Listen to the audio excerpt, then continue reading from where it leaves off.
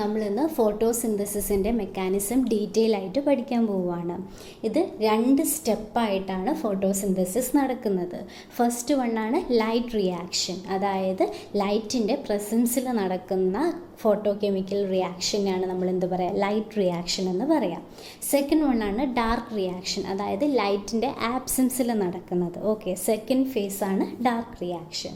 ആദ്യം നമുക്ക് light reaction എന്താണെന്ന് നോക്കാം.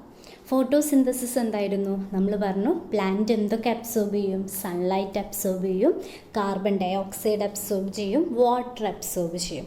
എന്നിട്ട് അവരെന്ത് ഫോം ചെയ്യും? ഷുഗർ ഫോം ചെയ്യും ആൻഡ് ഓക്സിജനും അതുപോലെ ഫോം ചെയ്യുന്നുണ്ട്. സോ ഇതിൽ ഫസ്റ്റ്, അതായത് ലൈറ്റ് ഡിപ്പെൻഡൻറ്റ് റിയാക്ഷനെയാണ് നമ്മൾ ലൈറ്റ് റിയാക്ഷൻ എന്ന് പറയുന്നത്, അല്ലെങ്കിൽ ഹിൽ റിയാക്ഷൻ എന്നും പറയും. It is the photochemical phase. Okay, ഇത്രയ്ക്കും പേരുണ്ട്. It is the light dependent first phase of photosynthesis taking place in thylakoid membrane of chloroplast. ഇതിൽ നടക്കുന്നത് എന്തൊക്കെയാണെന്ന് വെച്ചാൽ, ആദ്യം പിഗ്മെൻറ്റ്സ് എനർജി അബ്സോർബ് ചെയ്യും for the photolysis of water, phosphorylation of ADP and reduction of NADP. Okay, so ഇത്രയ്ക്കുമാണ് അവിടെ നടക്കുന്നത്. Photolysis of water releases O2, electrons and protons. Phosphorylation of ADP produces ATP. Reduction of NADP produces NADPH+H+. Okay, so നമ്മളിതിനെക്കുറിച്ച് detail ആയിട്ട് പഠിക്കും. നമ്മൾ പറയുകയാണെങ്കിൽ light റിയാക്ഷനിൽ 4 major സ്റ്റെപ്പുകളാണ് ഉള്ളത്. ഒന്നാണ് photochemical excitation of chlorophyll. അതായത് നമ്മൾ പറഞ്ഞു ഒരു പ്ലാന്റ് എന്ത് ചെയ്യും? ലൈറ്റിനെ അബ്സോർബ് ചെയ്യും ഫോർ ഫോട്ടോസിന്തസിസ്. ആരാണ് ലൈറ്റിനെ അബ്സോർബ് ചെയ്യുക? നമ്മൾ പറഞ്ഞു ക്ലോറോഫിൽ മോളിക്യൂളാണ് അബ്സോർബ് ചെയ്യുക. ക്ലോറോഫിൽ മോളിക്യൂൾ എവിടെയാണുള്ളത്? നമുക്കറിയാം, പ്ലാന്റിൻ്റെ സെല്ലിൻ്റെ ഉള്ളിലായിട്ട് ക്ലോറോപ്ലാസ്റ്റ് പ്രസൻ്റ് ആണ്. ഈ ക്ലോറോപ്ലാസ്റ്റിൽ തൈലക്കോയിഡ് എന്ന് പറയുന്ന സ്ട്രക്ചർ ഉണ്ട്, ഒരു കോയിൻ ലൈക്ക് സ്ട്രക്ചറാണ്. ഈ തൈലക്കോയിഡിൻ്റെ മെംബ്രെയിനിലായിട്ടാണ് ക്ലോറോഫിൽ മോളിക്യൂൾസ് അല്ലെങ്കിൽ പിഗ്മെൻറ്റ് മോളിക്യൂൾസ് എല്ലാം അറേഞ്ച് ചെയ്തിരിക്കുന്നത്. ഈ പിഗ്മെൻറ്റ് മോളിക്യൂൾസ് ആണ് എന്ത് ചെയ്യുക? ലൈറ്റിനെ അബ്സോർബ് ചെയ്യുന്നത്. ഓക്കെ, സോ നമ്മൾ പറഞ്ഞു ഈ തൈലക്കോയിഡ് മെംബ്രെയിൻ്റെ മേലെ ചുമ്മാ റാൻഡം ആയിട്ടല്ല ഈ പിഗ്മെൻറ്റ് മോളിക്യൂൾസ് അറേഞ്ച് ചെയ്തത്. അവർ ഓർഗനൈസ്ഡ് ആയിട്ട് ഫോട്ടോസിന്തറ്റിക് യൂണിറ്റ് ആയിട്ടായിരിക്കും അറേഞ്ച് ചെയ്തിരിക്കുന്നത്. ഒരു ഫോട്ടോസിന്തറ്റിക് യൂണിറ്റിൽ എന്തൊക്കെ ഉണ്ടാവും? ഒരുപാട് ക്ലോറോഫിൽ പിഗ്മെൻറ്റ് മോളിക്യൂൾസും ഉണ്ടാവും. അതുപോലെ ഒരു റിയാക്ഷൻ സെൻറ്ററും പ്രസൻ്റ് ആയിരിക്കും. റിയാക്ഷൻ സെൻറ്റർ എന്ന് പറയുന്നത് ഒന്നുകിൽ P700 ആവാം, P680 ആവാം. ഈ റിയാക്ഷൻ സെൻറ്റർ എന്ന് പറയുന്നത് ശരിക്കും 2 ക്ലോറോഫിൽ A മോളിക്യൂളാണ്. ക്ലോറോഫിൽ A എന്തായിരുന്നു? പ്രിൻസിപ്പൽ പിഗ്മെൻറ്റ് അല്ലേ? ഓക്കെ, ദെൻ അതിനെ സറൗണ്ട് ചെയ്തും കൊണ്ട് എന്തുണ്ട്? ഒരുപാട് ലൈറ്റ് ഹാർവെസ്റ്റിംഗ് മോളിക്യൂൾസ് ഉണ്ട്. അതിൽ റിയാക്ഷൻ സെൻറ്ററിൻ്റെ തൊട്ടടുത്തുള്ള മോളിക്യൂൾസിനെ നമ്മൾ കോർ മോളിക്യൂൾസ് എന്നും പറയും. കുറച്ച് അകലെയായിട്ടുള്ളതിനെ നമ്മൾ എന്ത് പറയും? ആൻറ്റിന മോളിക്യൂൾസ് എന്നും പറയും. ഫസ്റ്റ് സ്റ്റെപ്പ് നമ്മളിപ്പോൾ എന്താ പറയുന്നത്? Photo excitation of chlorophyll. അതായത് ഈ പിഗ്മെൻറ്റ് മോളിക്യൂൾസ് എന്ത് ചെയ്യും? ലൈറ്റിനെ അബ്സോർബ് ചെയ്യും. അവിടെ കാണുന്നുണ്ടല്ലേ, സോളാർ റേഡിയേഷനെ അബ്സോർബ് ചെയ്യും. ഇങ്ങനെ ഒരു മോളിക്യൂള് ലൈറ്റിനെ അല്ലെങ്കിൽ ഫോട്ടോനെ അബ്സോർബ് ചെയ്താൽ അവരെന്തായിട്ട് മാറും? അവർ എക്സൈറ്റഡ് ആയിട്ട് മാറും. അവർ ഗ്രൗണ്ട് സ്റ്റേറ്റിൽ നിന്ന് എക്സൈറ്റഡ് സ്റ്റേറ്റിലോട്ടേക്ക് മാറും. ഈ എക്സൈറ്റഡ് സ്റ്റേറ്റ് എന്ന് പറയുന്നത് അൺസ്റ്റേബിളാണ്, അല്ലെങ്കിൽ വളരെ ഷോർട്ട് ലിവിങ് ആണ്. അപ്പോൾ അവരെന്ത് ചെയ്യും? ആ എനർജി റിലീസ് ചെയ്തിട്ട് എഗെയിൻ നോർമൽ സ്റ്റേറ്റിലോട്ടേക്ക് മാറുന്നതായിരിക്കും. ഇങ്ങനെ എനർജി, ഒരു മോളിക്യൂള് എക്സൈറ്റഡ് സ്റ്റേറ്റിൽ നിന്ന് നോർമൽ സ്റ്റേറ്റിലോട്ടേക്ക് റിട്ടേൺ ചെയ്യാൻ വേണ്ടിയിട്ട് എനർജി 3 മെത്തേഡിലാണ് റിലീസ് ചെയ്യുന്നത്. അതാണ് resonance, fluorescence and phosphorescence. Resonance എന്ന് പറയുന്നത് എന്താണ്?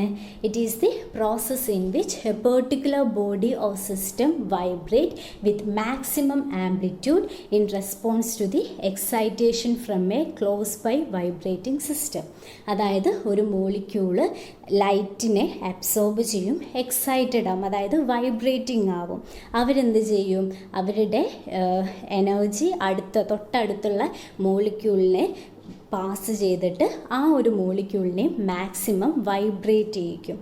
Okay, a particular body or system vibrate with maximum amplitude in response to the excitation from a close by vibrating system. Okay, ഇതെന്ന് വെച്ചാൽ in it the frequency of natural vibration of two adjacent system will be always same.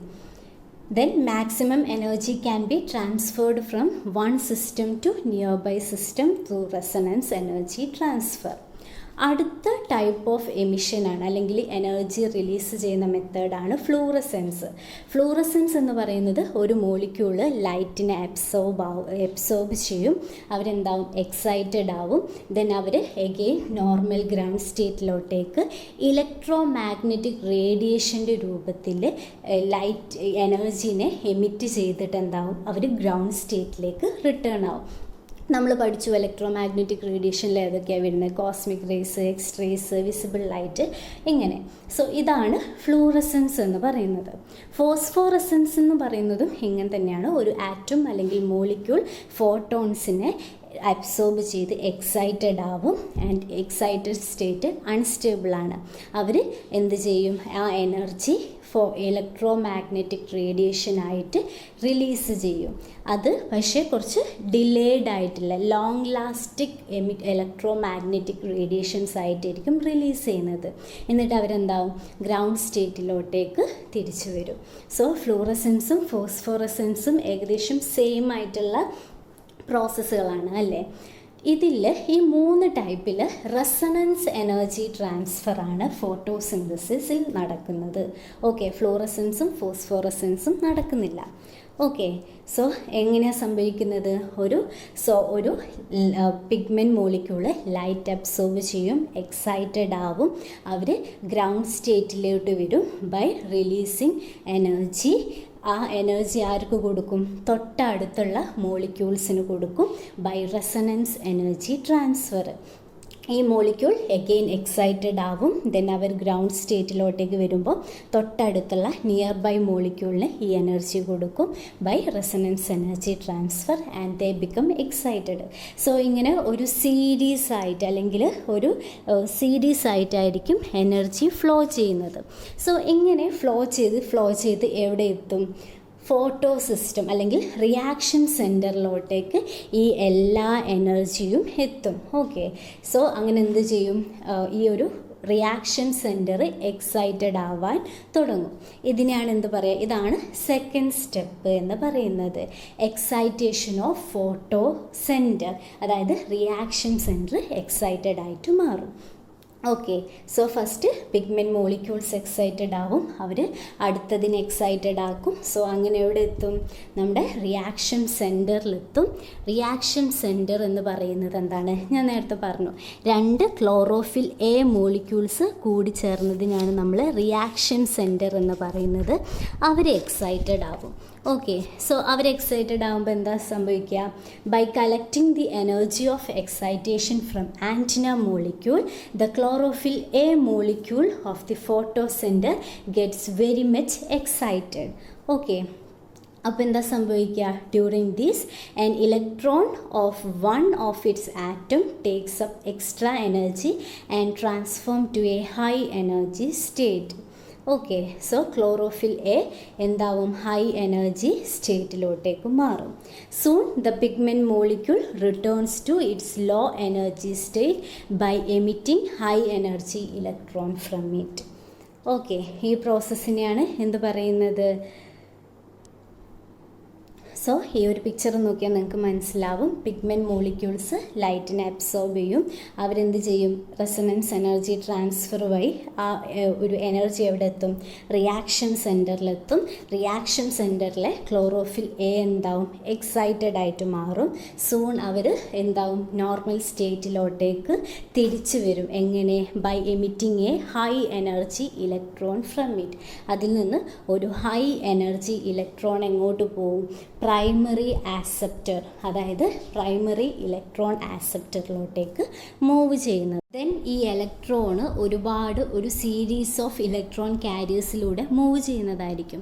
ഈ movement 2 type ഉണ്ട്. ഒന്ന് cyclic ആയിട്ടുള്ള photophosphorylation ഉണ്ട്, അതുപോലെ non cyclic ആയിട്ടുള്ള ഫോട്ടോഫോസ്ഫോറിലേഷനും ഉണ്ട്. അതിൽ നമുക്ക് സൈക്ലിക് ഫോട്ടോഫോസ്ഫോറിലേഷൻ പറയാം. ആദ്യം സൈക്ലിക്കിൽ എന്താ സംഭവിക്കുന്നത്? ഈ ഡയഗ്രാം നോക്കിയാൽ നിങ്ങൾക്ക് മനസ്സിലാവും. ആദ്യം നമ്മുടെ പിഗ്മെൻറ്റ് മോളിക്യൂൾസ് ഫോട്ടോണിനെ അബ്സോർബ് ചെയ്യും. അവർ എന്ത് ചെയ്യും? റെസൊണൻസ് റെക്റ്റ് എന്ന് പറയും. എനർജി ട്രാൻസ്ഫർ വഴി ഈ എനർജി ഇങ്ങനെ സീരീസ് ആയിട്ട് പാസ് ചെയ്തിട്ട് എവിടെ എത്തും? റിയാക്ഷൻ സെൻറ്ററിലെത്തും. അവിടെ ക്ലോറോഫിൽ എ എഗെയിൻ ഇതിനെന്ത് ചെയ്യും? ക്ലോറോഫിൽ എ ഇത് അബ്സോർബ് ചെയ്തിട്ട് എക്സൈറ്റഡ് ആവും. അവർ നോർമൽ ഗ്രൗണ്ട് സ്റ്റേറ്റിലോട്ടേക്ക് ഒരു എനർജറ്റൈസ്ഡ് ആയിട്ടുള്ള ഇലക്ട്രോണിനെ റിലീസ് ചെയ്തിട്ട് ഗ്രൗണ്ട് സ്റ്റേറ്റിലോട്ടേക്ക് വരും. ഈ ഇലക്ട്രോണിനെ ആര് അബ്സോർബ് ചെയ്യും? Primary electron acceptor. ഈ പ്രൈമറി ഇലക്ട്രോൺ ആക്സെപ്റ്ററുടെ എക്സാക്റ്റ് കെമിക്കൽ നേച്ചർ എന്താണെന്ന് നമുക്കറിയില്ല. അത് മെജോറിറ്റി പറയുന്നത് ഒരു ഫിയോഫൈറ്റിൻ ആണ് എന്നാണ്, അല്ലെങ്കിൽ മാഗ്നീഷ്യം ലാക്കിംഗ് ആയിട്ടുള്ള ക്ലോറോഫിൽ എ ആണ് എന്നാണ് പറയുന്നത്. അതിൻ്റെ എക്സാക്ട് നേച്ചർ അറിയില്ല. ദെൻ ഈ ഒരു പ്രൈമറി ഇലക്ട്രോൺ ആക്സെപ്റ്റർ ഈ ഇലക്ട്രോൺ ആക്സെപ്റ്റ് ചെയ്യുമ്പോൾ എന്ത് സംഭവിക്കും? അവരും എക്സൈറ്റഡ് ആവും. ദെൻ അവരും എന്ത് ചെയ്യും? നോർമൽ സ്റ്റേറ്റിലോട്ടേക്ക് വരും ബൈ റിലീസിങ് ഇലക്ട്രോൺ. ഈ ഇലക്ട്രോൺ എങ്ങോട്ടാണ് പോകുന്നത്? അടുത്തത് ഫെറിഡോക്സിനിലോട്ടേക്ക്. FT എന്ന് പറയുന്നത് ഫെറിഡോക്സിനാണ്. സോ ഫെറിഡോക്സിനിലോട്ടേക്ക് മൂവ് ചെയ്യും. ഇങ്ങനെ ഈ ഫെറിഡോക്സിൽ നിന്ന് ഒരുപാട് ഈ ഇലക്ട്രോൺ കാരിയേഴ്സിലൂടെ മൂവ് ചെയ്തിട്ട് ഈ ഇലക്ട്രോൺ തിരിച്ചെവിടെ എത്തും? നമ്മുടെ റിയാക്ഷൻ സെൻറ്റർ അല്ലെങ്കിൽ P700 തിരിച്ചെത്തും. അങ്ങനെ P700 നമ്മൾ പറഞ്ഞു 2 ക്ലോറോഫിൽ എ മോളിക്യൂളാണുള്ളതെന്ന്.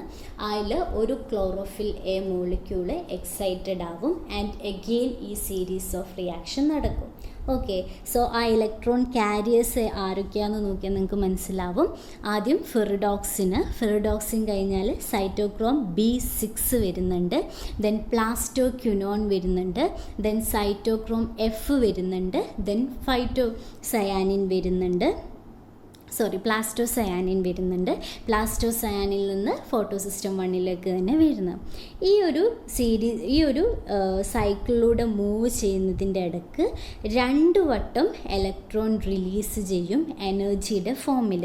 നിങ്ങൾ ആ ഫെറിഡോക്സിൻ്റെ അടുത്തും അതുപോലെ പ്ലാസ്റ്റോക്യുനോണിൻ്റെ അടുത്തും നോക്കിയാൽ മനസ്സിലാവും. ഈ 2 സ്ഥലങ്ങളിലും ഇലക്ട്രോണ് എനർജി ഫോമിൽ റിലീസ് ചെയ്യുന്നുണ്ട്. ഈ എനർജി യൂസ് ചെയ്തിട്ട് എന്ത് നടക്കുന്നുണ്ട്? ഫോസ്ഫോറിലേഷൻ നടക്കുന്നുണ്ട്. ഫോസ്ഫോറിലേഷൻ എന്ന് പറയുന്നത് എന്താണ്? ഒരു ADP മോളിക്യൂൾ അഡിനോസിൻ ട്രൈഫോസ്ഫേറ്റ് ഒരു ഫോസ്ഫേറ്റുമായിട്ട് ഈ എനർജി യൂസ് ചെയ്തിട്ട് കൂടിച്ചേർന്നിട്ട് എന്തായിട്ട് മാറും? അഡിനോസിൻ ട്രൈഫോസ്ഫേറ്റ് അല്ലെങ്കിൽ ATP ആയിട്ട് മാറുന്നുണ്ട്. ഓക്കെ, സോ 2 സ്ഥലങ്ങളിലായിട്ട് എന്ത് നടക്കുന്നുണ്ട്? ഫോസ്ഫോറിലേഷൻ നടക്കുന്നുണ്ട്. Since this phosphorylation is always coupled with the cyclic flow of electron, it is called cyclic oxidative photophosphorylation അല്ലെങ്കിൽ cyclic redox reaction എന്ന് പറയുന്നുണ്ട്. അതായത് ഇവിടെ ഫോസ്ഫോറിലേഷൻ അല്ലെങ്കിൽ ATP ഫോർമേഷൻ നടക്കുന്നത് എങ്ങനെയാണ്? It is coupled with a series of cyclic flow of electron അല്ലേ? ഒരു ഇലക്ട്രോൺ ഫ്ലോയിലൂടെയാണ് ഈ ഒരു ഫോസ്ഫോറിലേഷൻ നടക്കുന്നത്. അതുകൊണ്ടാണ് ഇതിനെന്ത് പറയുന്നത്? സൈക്ലിക് ഫോട്ടോഫോസ്ഫോറിലേഷൻ എന്ന്. സോ ഇതാണ് സൈക്ലിക് ഫ്ലോ ഓഫ് ഇലക്ട്രോൺ.